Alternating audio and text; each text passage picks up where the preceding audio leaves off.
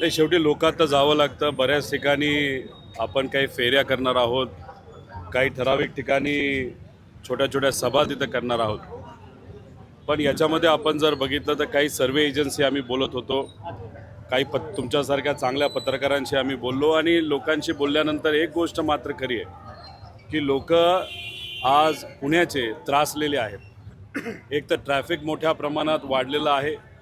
Accident सगळ्यात जास्त जर कुठल्या शहरामध्ये होत असतील तर त्या आपले पुणे शहरामध्ये होतात. कचऱ्याचा विषय आहे, विकासाचा विषय आहेत, काही नोकऱ्यांचे मुद्दे असतील, त्याच्याचबरोबर इथं मोठ्या प्रमाणात गुन्हेगारी या शहरामध्ये वाढताना आपण सगळे बघू शकतो. ट्रॅफिकचा मगाशी मुद्दा मी जो मांडला, आज जगामध्ये आपल्या पुण्याचा नंबर हा 4थ्या नंबरला येतो ट्रॅफिकच्या बाबतीत. 10 किलोमीटरचा प्रवास करण्यासाठी आपल्या या पुणे शहरामध्ये आपल्याला 35 मिनटं हे घालवावे लागतात. त्यामुळे सामान्य लोकांचे हे मुद्दे अतिशय महत्त्वाचे आहेत. त्यामुळे या सर्व मुद्द्यांकडे लक्ष देत आपल्याला पुणेकरांना योग्य न्याय कसा देता येईल, पुण्याला परत एकदा एक चांगलं शहर, सांस्कृतिक सेंटरचं शहर कसं करता येईल यासाठी आम्ही सर्वजण प्रयत्नशील राहू. पॅनल ज्यांच्या विरोधात उभं आहे त्याच्यातले एक प्रतिस्पर्धी तर तुमच्याच पक्षात होते आधी आणि आता थेट भाजपच्या गोत्यात जाऊन बसलेत. ज्या दिवशी त्यांचा प्रवेश होता त्याच दिवशी ते खरं तर सुप्रिया सुळेंना सुद्धा भेटून आले, त्यांच्याकडे चहा प्यायले अशी चर्चा आहे आणि त्याच दिवशी भाजपमध्ये प्रवेश केला. असं काय झालं त्यांना एकदम की त्यांना भाजपच्या बाबतीत बोलायचं झालं तर बऱ्यापैकी कोणाच्या स्कीम्स चालू असतील, कोणाचे धंदे चालू असतील, कोणावर जर पूर्वीची कुठली एखादी कारवाई असेल, अशा पद्धतीने भाजपचे मोठे नेते त्यांना फोन करून नाहीतर संदेश देऊन तुम्हाला ही अडचण करू, ती अडचण करू, अशा धमक्या या भाजपकडनं दिल्या जातात. आणि मग या धमक्या मिळाल्यानंतर काही उमेदवार हे खऱ्या अर्थाने आपल्याकडनं उभा राहण्यासाठी इच्छुक असतात, पण दबावापोटी ते भाजपकडे जात असतात. त्याच्यामध्ये या शहरामध्ये असे अनेक उमेदवार आहेत, पण कितीही उमेदवार कसेही असले तरी आज भूमिका जर कुणी बदलत असतील, कोणावर एखाद्यावर अन्याय होत असेल आणि मग दुसऱ्या पक्षात जात असेल तर ती गोष्ट वेगळी. पण अचानक कार्यकर्त्यांना सोडून, पक्षांना सोडून जे उमेदवार त्यांच्यावर अवलंबून असतात या भागातला नेता म्हणून, त्या अशा सर्व कार्यकर्त्याला सोडून नेता स्वतःचा विचार करत जर स्वार्थी विचार करत असेल तर हे लोकांना पटत नाही. आणि आपण ज्या वॉर्डामध्ये उभा आहोत 32-33 या भागामध्ये आपण जर बघितलं नाही तर पुणे शहरामध्ये सुद्धा बघितलं तर नक्कीच घड्याळ, त्याच्याचबरोबर तुतारी आणि मित्रपक्ष यांचा विजय आणि बहुतांश उमेदवार हे सर्व या 2-3 पक्षाचे निवडून येतील असा विश्वास आम्हा सगळ्यांना वाटतो. आरेतुरेच्या भाषावर उतरलेत. कालच्या त्या गरुडाच्या विधानानंतर किंवा दादा म्हणाले की माझ्या वाकड्यात कोण शिरलं तर मी सोडत नाही, कायदा कानून आहे. आता महेश लांडगे म्हणतात की आरेतुरे उल्लेख करत आम्ही आता बांगड्या भरल्या नाहीत असं आव्हान दिले अजितदादा. एक तर बांगड्या भरल्या नाहीत म्हणजे कुठंतरी महिलांचा अपमान हे महेश लांडगे करतात असं आम्हाला वाटतं. म्हणजे बांगड्या घातल्या म्हणजे कर्तृत्ववान व्यक्ती नसतो असं जर महेश लांडगेंना वाटत असेल तर महेश लांडगेचा खरा चेहरा इलेक्शनच्या तोंडासमोर, नाहीतर इलेक्शन जेव्हा मतदान होणार आहे त्याच्या आधी महेश लांडगेंचा खरा चेहरा समोर येत चाललेला आहे. महेश लांडगेंच्या पायाखालची माती ही सरकलेली आहे, ते थोडे घाबरलेले आहेत. त्यामुळे स्वतः ते कसे आहेत हे खरा चेहरा आता महेश लांडगेंचा आपल्याला बघायला मिळेल. त्यामुळे त्यांच्या भागातून मेजॉरिटी उमेदवार हे आपल्या विचाराचे निवडून येणार होते. आता त्यांचा खरा चेहरा पुढे आल्यानंतर त्याचा एक सुद्धा उमेदवार निवडून येणार नाही असं आम्हाला सगळ्यांना वाटायला लागलेलं आहे. मुरलीधर मोहोळ यांनी अजितदादांना चॅलेंज केलंय की पुणे मेट्रोवरून सध्या प्रचार सुरू आहे मोठा आणि पुणे मेट्रो कोण आणली, तुम्हाला काय वाटतं कोण आणली? मोदी आणली, मनमोहन सिंगांनी आणली, काय म्हणजे तुम्ही काय प्रचारात कुठलाही प्रोजेक्ट करण्याच्या अगोदर त्याला आपल्याला परवानग्या द्याव्या लागतात, मंजुरी घ्यावी लागते, त्यानंतर त्याला निधी दिला जातो, त्याच्यानंतर टेंडर होतं, मग भूमिपूजन होतं, मग लोकार्पण होतं. दादा जी भूमिका मांडत होते, प्रक्रिया जिथून सुरू झाली ती दादांच्या काळामध्ये त्या ठिकाणी सुरू झाली होती. आता याच्यामध्ये काही प्रमाणात जे मोठे नेते या शहरातले आहेत, भाजपचे आहेत, त्यांना त्यांच्या नेत्यांची बाजू घ्यावी लागते. आता काल बोलत असताना कुठंतरी जेव्हा पासपोर्टचा एका गुंडाचा विषय हा दादांनी काढला तेव्हा कुठेतरी मुरली मोहोळ हे कुठेतरी चिडले आणि त्यांनी सांगितलं हिम्मत असेल तर समोरासमोर आपण बसूया. मला मुरली मोहोळांना सांगायचे दादांना कशाला चॅलेंज करतात, त्यांची उंची फार मोठी आहे, आपण एक काम करा, मी तुमच्याबरोबर चर्चा करायला तयार आहे. खरं कोण होतं, कोणामुळे त्या गुंडाला पासपोर्ट मिळाला हे मी तुम्हाला जास्त चांगल्या पद्धतीने सांगू शकतो. पण अजून एक गोष्ट, जैन हॉस्टेलच्या बाबतीत तुम्ही डायरेक्ट दिल्लीमध्ये तुमचा कॉन्टॅक्ट वाढवल्यामुळे, नाहीतर तुमचा कॉन्टॅक्ट डायरेक्ट दिल्लीपर्यंत असल्यामुळे तुमचा खरा गेम कुणी या महाराष्ट्रातल्या भाजपच्या नेत्यांनी केला हे सुद्धा त्या ठिकाणी मी तुम्हाला स्पष्टपणे, लोकात नव्हे कानात नक्कीच त्या ठिकाणी मी सांगेन. भाजप असंही म्हणते कारभारी बदला म्हणतायत ते, पण 2017लाच कारभारी बदलून अजितदादांना म्हणजे लोकांनी निर्णय दिलेला आहे. आणि आता परत त्यांच्याच काळात जे आहे ते उड्डाण पुलं पाडले गेले, आमच्या काळात बांधले गेले. म्हणजे एकत्र सत्तेत असताना जे मुरलीधर मोहोळ दादाचे गोडवे गात होता ते अचानक एवढ्या खालच्या याच्यावर कसं काय आले, काय वाटतं? काय की मुरली मोहोळांना असं वाटतं की या शहरामध्ये जर भाजपचे उमेदवार निवडून नाही आले तर पूर्णपणे खापर त्यांच्या डोक्यावर त्या ठिकाणी फोडलं जाईल. आणि तशी आज परिस्थिती दिसते. भाजप आज धोक्यात गेलेला आहे. त्यामुळे कुठंतरी मुरली भाऊ हे घाबरलेले आहेत असं आपल्याला म्हणावं लागेल. आणि घाबरल्यामुळे आज ते सातत्याने त्या ठिकाणी कुठंतरी भूमिका बदलतात असं आपल्याला म्हणावं लागेल. पण 17ला लोकांनी भाजपला निवडून दिलं असलं तरी भाजपने या शहरामध्ये कशा पद्धतीने कारभार केला हे लोकांनी फार जवळून बघितलेलं आहे. हे जे काही ट्रॅफिकचे आकडे मी तुम्हाला सांगितले, ॲक्सिडेंटचे आकडे सांगितले, भ्रष्टाचारचे आकडे सांगितले, हे गेल्या 5 ते 6 वर्षांमधले आहेत. त्यामुळे लोकांनी ह्या सगळ्या गोष्टी बघितल्यानंतर ज्या पद्धतीने पुणे शहराचा विकास व्हायला पाहिजे तो न झाल्यामुळे 100% कारभारी इथं असणारे सामान्य लोक हे बदलतील. अजितदादा, त्यांचा पक्ष, त्याच्याचबरोबर त्यांना साथ देणारा आमचा तुतारी हा पक्ष हे एकत्रित येऊन सत्ता हे नक्कीच आपल्या विचाराचं येईल असा आम्हाला विश्वास वाटतो. अजितदादा काल बोलताना असं म्हणाले की 2 राष्ट्रवादी एकत्र येण्यावरती जिल्हा परिषद निवडणुकीनंतर विचार करू. त्याला जोडूनच जयंत पाटील असं म्हणाले की 2 पवारांनी भाजपला उल्लू बनवलंय. पवारांनी खरंच भाजपला उल्लू बनवलंय का? 2 पवार एकत्र येतात, महापालिकेची निवडणूक लढवतात. दादा असं म्हणतात की जेडपी नंतर एकत्र येण्यावरती विचार करू. म्हणजे सगळं काही सुरळीत होण्यासाठी 2 राष्ट्रवादीचं हे सगळं झालं का, अशा पद्धतीची चर्चा सुरू झाली. एक तर जेव्हा आम्ही पुणे, पिंपरी चिंचवड इथं असणाऱ्या नागरिकांशी आणि कार्यकर्त्यांशी चर्चा केली, सर्वांचं हेच मत आलं की भाजपने वाताहात केलेली या दोन्ही शहरांची, भ्रष्टाचार मोठ्या प्रमाणात वाढलेला आहे. खऱ्या अर्थाने जो विकास व्हायला पाहिजे तो विकास न होता चेन करून कार्यकर्ते आणि बगलबच्चे जे भाजपचे मोठ्या नेत्यांचे आहेत त्यांनी फक्त पैसा ओरबाडला आणि खऱ्या अर्थाने विकास या शहराचा कुठेही त्या ठिकाणी झालेला नाही. म्हणून लोकांची भूमिका अशी होती की आपण वेगळं वेगळं लढलो तर त्याचा फायदा हा 100% भाजपला होऊ शकतो. त्यामुळे इथे असणारे पदाधिकारी कार्यकर्त्यांना विश्वासात घेत, लोकांना विश्वासात घेत एकत्रित येऊन भाजपला जो फायदा आम्ही वेगळं लढण्याचा त्या ठिकाणी होत होता तो मात्र त्या ठिकाणी आम्ही होऊन देणार नाही. आणि त्यामुळे पिंपरी चिंचवड आणि पुणे या दोन्ही शहरामध्ये विभाजन न झाल्यामुळे विजय हा नक्कीच आमच्या विचाराचा होईल असा आत्मविश्वास आम्हाला त्या ठिकाणी वाटतो. की 2 पवारांनी भाजपला उल्लू बनवलंय, खरंच उल्लू बनवलंय का? जयंत पाटील साहेबांनी काय स्टेटमेंट कुठं कसं दिलं हे मी ऐकलं नाही, त्याचा अर्थ मला त्या ठिकाणी कळलेला नाही. पण एक गोष्ट मात्र खरी आहे की महानगरपालिकेचं हे इलेक्शन झाल्यानंतर जिल्हा परिषदचं इलेक्शन आहे. जिल्हा परिषदच्या इलेक्शनमध्ये सुद्धा अशाच पद्धतीने तिथं असणाऱ्या जिल्ह्याच्या पदाधिकाऱ्यांना विश्वासात घेऊन हेच समीकरण जिल्हा परिषद आणि पंचायत समितीला आपल्याला बघता येईल. दोन्ही राष्ट्रवादी एकत्र लढतील जिल्हा परिषद सुद्धा. शहरामध्ये ज्या पद्धतीने सर्व पदाधिकाऱ्यांनी इच्छा व्यक्त केली असंच आम्ही जेव्हा ग्रामीण भागातल्या पदाधिकाऱ्यांशी बोलतोय, काही जिल्ह्यांमध्ये लोक सकारात्मक आहेत, दोघांनी एकत्रित लढलं पाहिजे, काही ठिकाणी लोक सकारात्मक नाहीत. त्यामुळे त्या जिल्ह्याचं समीकरण बघून बहुतांश ठिकाणी आम्ही एकत्रित लढू शकतो असं आता तरी कार्यकर्त्यांशी बोलल्यानंतर वाटतं. आता मूड बदललेलं दिसतंय, अजितदादांसोबत तुम्ही फिरताय, वातावरण जरा बदललेलं आहे तुमचं देखील.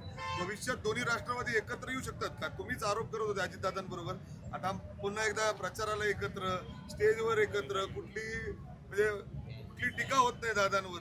म्हणजे हे पावलं आता पुन्हा एकदा दोन्ही राष्ट्रवादी एकत्र. तुम्ही जर बघितलं की पूर्वी सुद्धा जेव्हा मी प्रचार केलेला आहे, जेव्हा केव्हा मी बोललेलो आहे तेव्हा भाजपच्याच विरोधात बोललेलो आहे. महानगरपालिका आणि आपल्या या शहरामध्ये प्रचार करत असताना आता सुद्धा बीजेपीच्या विरोधात करत आहोत. राहिला प्रश्न मलिदाचा आणि मलिदा गँगचा, हा बारामती तालुक्याचा मुद्दा होता. त्यावेळेस तो त्या ठिकाणी आम्ही मुद्दा पुढे आणला होता. आणि ह्या सगळ्या गोष्टी बघितल्यानंतर विधानसभेचं इलेक्शन झाल्यानंतर दादांनी त्यांच्या मतदारसंघामध्ये जे कोणी मलिदा खाणारे लोक होते, नाहीतर त्यांना दादांना न कळत जे लोक मलिदा खात होते, आता कळल्यामुळे त्यांना बाजूला करून सामान्य लोकांना त्यांनी पुढं आणलेलं आहे. त्यामुळे हा बदलाव आणि हा बदल हा सकारात्मक आहे असं आपल्याला म्हणावं लागेल. दादा अशी चर्चा आहे की बारामतीत तुम्ही भावनिक झाला होता, तुमच्या डोळ्यात देखील अश्रू होते, मग त्या अश्रूंचं काय झालं अशी चर्चा आता विरोधक सुद्धा करायला लागले. बारामती लोकसभेच्या इलेक्शनच्या वेळेस जेव्हा स्टेजवर मी भावनिक झालो होतो, ते भावनिक होण्याचं कारण असं की तिथे असणारा दादांचा एक कार्यकर्ता, त्या कार्यकर्त्याने जी कृती केली होती, ज्या पद्धतीने तो हंडा फोडला होता, त्या हंड्याचा जो त्या ठिकाणी अर्थ निघत होता, तो अर्थ हा मला पटला नव्हता. पण आज त्याच कार्यकर्त्याला अजितदादांकडनं संधी दिली गेली का, मला जे कळते की त्याला संधी दिली गेली नाही. त्यामुळे तो कार्यकर्त्याचा विषय होता, फक्त मी त्याचा अर्थ जो निघत होता त्यातून पवार साहेबांचं वय आणि पवार साहेबांची उंची बघून कुठंतरी भावनिक झालो. मात्र दादा आता अशी एक चर्चा आहे जी राष्ट्रवादी फुटली किंवा अजित पवारांवरती आरोप करण्यात आला, आमदार घेऊन अजितदादांनी पवारांची राष्ट्रवादी फोडली, मग आता त्याला तुमचं समर्थन आहे असाच अर्थ जे आहे सगळ्या सोशल मीडियावरती किंवा समाज माध्यमांवरती चर्चेला जातो की अजित पवारांनी जी राष्ट्रवादी फोडली त्याला शरद पवारांच्या राष्ट्रवादीचं समर्थन होतं. जयंत पाटील असं म्हणाले की 2 पवारांनी भाजपला उल्लू बनवलं, मग त्याचा अर्थ काय घ्यायचा? नाही, त्याचा अर्थ मलाच समजलेला नाही, तो जरा मला समजून घ्यावा लागेल. तुमच्याशी बोलल्यानंतर जयंत पाटील साहेबांना मी फोन करतो, अर्थ काय हा जरा मी त्या ठिकाणी समजून घेतो. पण एक तुम्ही समजून घ्या की आता इथं मी जिथं उभा आहे 32 नंबरचा हा वॉर्ड आहे, इथं एक आमचा निष्ठावंत कार्यकर्ता जो तुतारीबरोबर विधानसभेला लोकसभेला राहिला, त्याला अजितदादांनी घड्याळ या पक्षावर नाही तर या चिन्हावर इथं संधी दिलेली आहे. तसं तुम्ही 33मध्ये गेला तर पूर्णपणे तुतारी आहे. तुम्ही जेव्हा हडपसर विधानसभा मतदारसंघामध्ये गेला, तिथं जिथं दादांची ताकद होती तिथं त्यांनी सर्व जे 4च्या 4 उमेदवार पॅनलचे ते तुतारीवर दिलेत. जिथं आमची ताकद होती तिथं समीकरण बसत होतं तिथं आम्ही घड्याळ दिलेलं आहे. त्यामुळे हे जे काय चालले ते सर्व या सर्व पदाधिकारी कार्यकर्त्यांचं हे इलेक्शन आहे. आणि आमचा जो कुठला वाद असेल त्या वादाचं नुकसान या बिचाऱ्या कार्यकर्त्यांना त्या ठिकाणी होऊ नये. त्यामुळे कार्यकर्त्यांचा विचार आणि शहराच्या विकासाचा विचार करत इथं आम्ही हा निर्णय एकत्रित ही निवडणूक लढण्याचा केलेला आहे.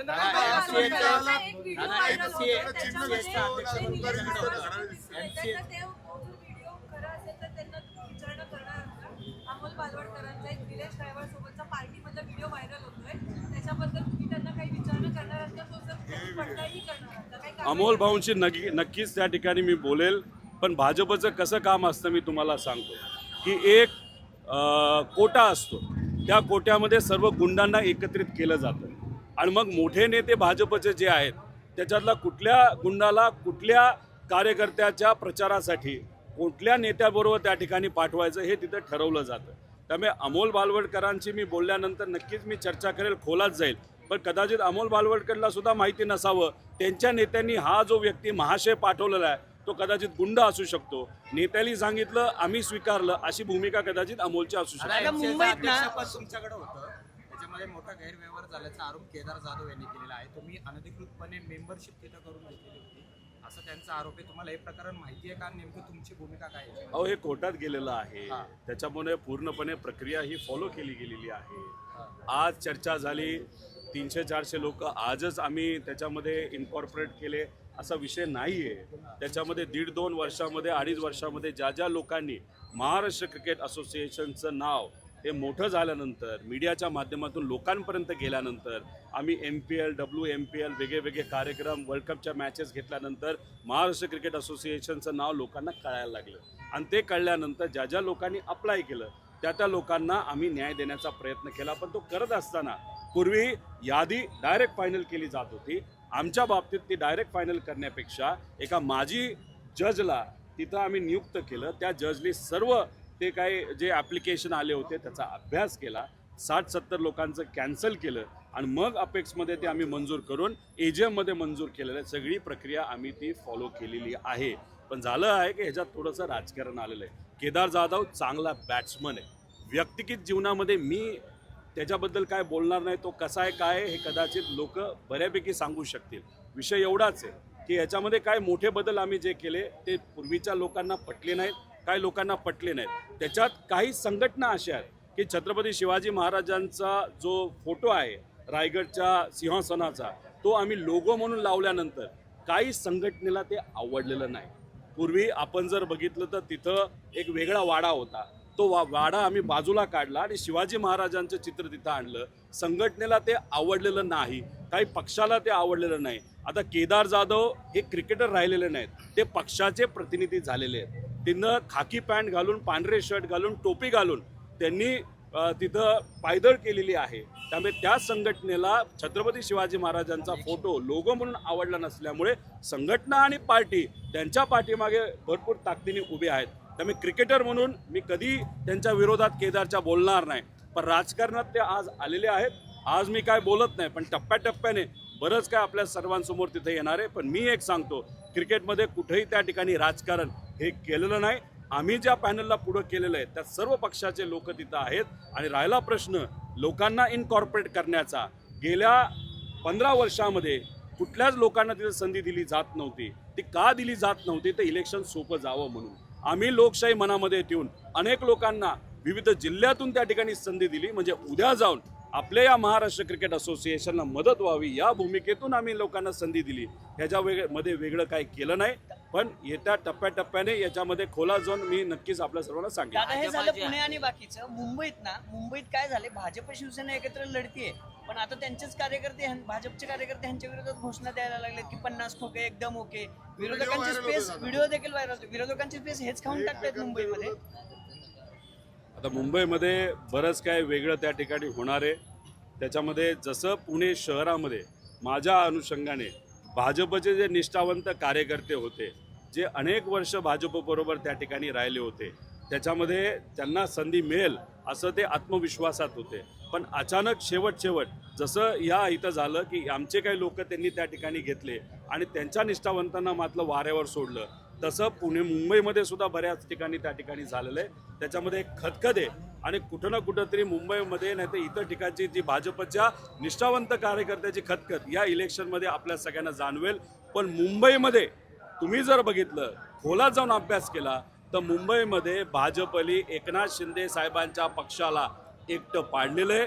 रणनीती आपण जर बघितली तर मुद्दामून एकनाथ शिंदे साहेबांच्या पक्षाला हे उद्धव ठाकरे साहेब आणि मनसेच्या समोर भिडवण्याचं काम हे भाजपली केलेलं आहे. आणि दुसऱ्या बाजूला जिथं परप्रांतीय राहतात तिथं मात्र भाजपली तिकीट घेऊन आपल्याला फायदा 100% त्या ठिकाणी या परप्रांतीयाच्या मताचा होईल अशा भूमिकेत असल्यामुळे भाजपच्या लोकांचं मत आहे की एकनाथ शिंदे साहेबांचे कुठलेच उमेदवार त्या ठिकाणी निवडून येणार नाही आणि सगळी सत्ता ही भाजपच्या हातामध्ये जाईल. त्या अनुषंगाने मित्र पक्षाला मारण्याचा, दाबण्याचा पूर्णपणे प्रयत्न भाजपली आमदारकीच्या आधी आणि लोकसभेच्या आधी सुरू केल्या असं स्पष्टपणे आपल्या सगळ्यांना म्हणावं लागेल. आता शेवटचा प्रश्न, तुम्ही दोन्ही राष्ट्रवादी एकत्र आला, पण फार उशिरा तुम्ही प्रचारामध्ये पुण्यामध्ये आलेला आहात. काल तुम्ही तिकडे होता, आज पुण्यात आलाय. दादा एकटेच लढताय तिथं दोन्ही बाजूला, दोन्ही राष्ट्रवादी. दादाकडे नेतृत्व दिलंय का तुम्ही? सुप्रिया सुळे पण अजून उतरलेला नाही, त्यांचा मतदारसंघ आहे. माझ्या अंदाजाने उद्या सकाळी जो जाहीरनामा संयुक्तिक असेल राष्ट्रवादी शरदचंद्र पवार आणि अजितदादांच्या पक्षाचा, तो सुप्रियाताईंच्या उपस्थितीमध्ये आणि दादांच्या उपस्थितीमध्ये उद्या हा जाहीर केला जाईल असं मला त्या ठिकाणी वाटतं. 6 तारखेपर्यंत माझं क्रिकेटचं इलेक्शन तिथं होतं. क्रिकेटमध्ये खरं तर मोठ्या मोठ्या नेत्यांनी लक्ष घालू नये. तिथं दुर्दैव असं काही जवळच्या काही लांबच्या लोकांनी लक्ष घातल्यामुळे तिथं थोडंसं गडबड ही काही प्रमाणात झाली. त्याच्यामध्ये मी अडकून पडलो होतो. पण आता जरा मोकळं झालेलो आहे की विषय कोर्टात गेलेला आहे, कोर्टात आम्ही लढू. आता मोकळं झालेलो आहे, बोलायलाही मोकळं झालेलो आहे आणि लढायलाही मोकळं झालेलो आहे. फक्त 2-3 महिने क्रिकेटच्या विषयामध्ये अडकून असल्यामुळे मी आपल्या सर्वांसमोर येत नाही. दादा, भाजपा जी आहे ती पुणे मेट्रो, नदी सुधार प्रकल्प असे मोठे मोठे प्रोजेक्ट सांगून स्थानिक प्रश्न टाळते. तुमचा पक्ष इथे मांडणार आहे का? कारण स्थानिक निवडणुका असताना केंद्राचे प्रोजेक्ट सांगितले जातात, राज्याचे सांगितले जातात. महानगरपालिकेने काय केलं पुणेकरांसाठी हे सांगणार तुम्ही, तरी ते दाखवणार. ते सांगावं लागेल ना. टॅक्सचे विषय आहेत, ट्रॅफिकचे मुद्दे आहेत, त्याच्याचबरोबर पाणीपट्टी, पाणी वेळेवर येतंय का, स्वच्छ येतंय का, त्याच्याचबरोबर पार्किंगचे मुद्दे खूप मोठ्या प्रमाणात आहेत. ज्या महानगरपालिकेच्या शाळा आहेत त्या ज्या आपण डिजिटल तिथं करत आहोत, पिंपरी चिंचवडमध्ये त्याच्यामध्ये सुद्धा भ्रष्टाचार झालेले आहेत. हे सगळे मुद्दे अतिशय महत्त्वाचे आहेत. आता यांचं मत काय, या सर्व नेत्यांचं 70,000 कोटी गेल्या 7 वर्षामध्ये आले. आता लोकच प्रश्न करायला लागले 70,000 कोटी गेले कुठं, हे आता लोक शोधायला लागलेले आहेत. आणि त्याच्यामध्ये कुणी कुणी पैसा खाल्ला, मलिदा खाल्ला, ही सुद्धा लोकांची त्या ठिकाणी भूमिका आहे. त्यामुळे महानगरपालिकेमध्ये बोलत असताना महानगरपालिकेच्या माध्यमातून लोकांची सेवा तुम्ही कशी करणार आहात हे सांगण्याची जरूरत आहे. पण इथे ज्यांची सत्ता होती, जे स्थानिक भाजपचे नेते आहेत, त्यांनी काय केलं हे सांगण्याचा विषय नसल्यामुळे मग मोदी साहेबांचं नाव घे, देवेंद्र फडणवीस साहेबांचं नाव घे, म्हणजे स्वतः कुठेतरी कमी पडलो म्हणून मोठ्या मोठ्या जर नेत्यांची नावं घेऊन हे जर मतदान मागत असतील, त्याचा अर्थ स्थानिक भाजपचे नेते आणि महानगरपालिकेमध्ये ज्यांची सत्ता होती भाजपचे स्थानिक नेत्यांची, त्यांनी काहीच त्या ठिकाणी केलेलं नाही. म्हणून आधार हे मोदी साहेबांकडे आणि देवेंद्र फडणवीस साहेबांकडे त्या ठिकाणी ते बघत आहेत. याच्यावरूनच कळतं की स्थानिक भाजपचे नेते महानगरपालिकेमध्ये ज्यांनी कार्य केलेले हे टोटली हरलेले आहेत. त्यामुळे मोठ्या नेत्यावर ते अवलंबून आहेत. त्याचा अर्थ ही महानगरपालिका भाजपच्या हातामध्ये येत नाही. दादा, ह्यालाच एक शेवटचा प्रश्न. मुरलीधर मोहोळ काल एका वृत्तवाहिनीला मुलाखत देताना म्हणले, कमळ एकटं घड्याळाची तुतारी वाजवेल. कमळ एकटं कमळ घड्याळाची तुतारी वाजवेल. कमळ एकटं कमळ घड्याळाची तुतारी वाजवेल. म्हणजे त्याचा अर्थ तुम्ही धार्मिक कार्यक्रम घ्या, कुठलाही आनंदाचा कार्यक्रम घ्या, विजयाचा नाही तर आनंदाचा विषय असेल तेव्हा तुतारी वाजवली जाते. त्यामुळे घड्याळ आणि आपली तुतारी एकत्र आल्यामुळे भाजपचे पराक्रम हे लोकांना त्या ठिकाणी कळणार आणि ते कसं फेल गेलं भाजप नाही तर कमळ, याच्यामुळे तुतारी म्हणजे घड्याळची तुतारी आणि तुतारी ही वाजेल. त्याचा अर्थ मोहळांनी सांगितलेलं आहे की भाजप हे हारणार आहे आणि तुतारी मात्र म्हणजे विजयाची तुतारी घड्याळ आणि तुतारीची 100% त्या ठिकाणी वाजेल.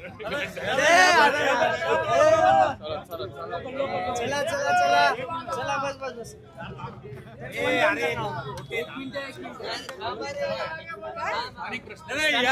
या स्थानिक 32 मध्ये जो प्रचार चाललाय, तुमचा एक शिलेदार या 32 मधला खडकवासला विधानसभा लढून आता भाजपामध्ये गेलेला आहे. झाला की पहिलं तर त्या पार्श्वभूमीवर इथं कसं रेस्पॉन्स? एक तुम्ही समजून घ्या, इथं असणाऱ्या सामान्य लोकांना एक गोष्ट मात्र माहिती आहे की जर तुम्हाला जायचंच होतं तर आधी जायला पाहिजे होतं. तुम्हाला धमक्या दिल्यानंतर, तुम्हाला भीती दाखवल्यानंतर तुम्ही गेलात, पण मग या कार्यकर्त्यांचं काय चुकलं?